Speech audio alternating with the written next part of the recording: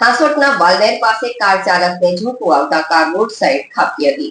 આ સમયે ત્યાંથી પસાર થતા પાણી પુરવઠા મંત્રી અકસ્માત જોતા જ કાર થંભાવી દીધી અને મદદે આવ્યા. આ હાંસોટના વાલનેર અને રાયમા ખાડી નજીક આવેલ પ્લાયવુડ કંપની નજીક બનાવ બન્યો હતો. મંત્રી ઈશ્વરસિંહ પટેલે કાર થોભાવી ઈજાગ્રસ્તોને મદદ કરી 108 જાતિ બોલાવીને સારવાર માટે અંકલેશ્વર મોકલ્યા હતા. કેરિયર કારમાં સુરતથી 2 મહિલા સહિત 4 વ્યક્તિઓ અંકલેશ્વર આવી રહ્યા હતા.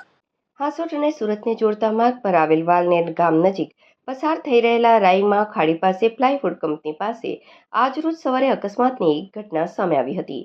સુરતથી કેરિયર કાર લઈ 2 મહિલા સહિત 4 લોકો અંકલેશ્વર આવી રહ્યા હતા. તે દરમિયાન ચાલુ કારમાં ચાલકને અચાનક ઝોકું આવી જતા સ્ટીયરિંગ પર કાબુ ગુમાવી દેતા કાર રોડ સાઈડ નીચે ખાબકી હતી. કાર પલટી મારી જવા પામી હતી. આ જ સમયે ત્યાંથી રાજ્યના પાણી પુરવઠા મંત્રી ઈશ્વરસિંહ પટેલ પસાર થઈ રહ્યા હતા. દરમિયાન અકસ્માત જોતા જ પોતાની કાર ઊભી કરાવી દીધી હતી અને જાતે તેમજ તેમના કમાન્ડો અને ડ્રાઈવર તેમજ અન્ય ટેકેદારોએ બહાર આવી ઈજાગ્રસ્તોને બહાર કાઢ્યા હતા.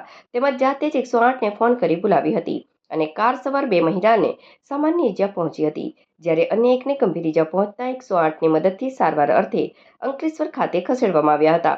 ત્યારે મંત્રી ઈશ્વરસિંહ પટેલની સમય સૂચકતા અને માનવીય અભિગમને ચર્ચાનો વિષય બન્યો છે.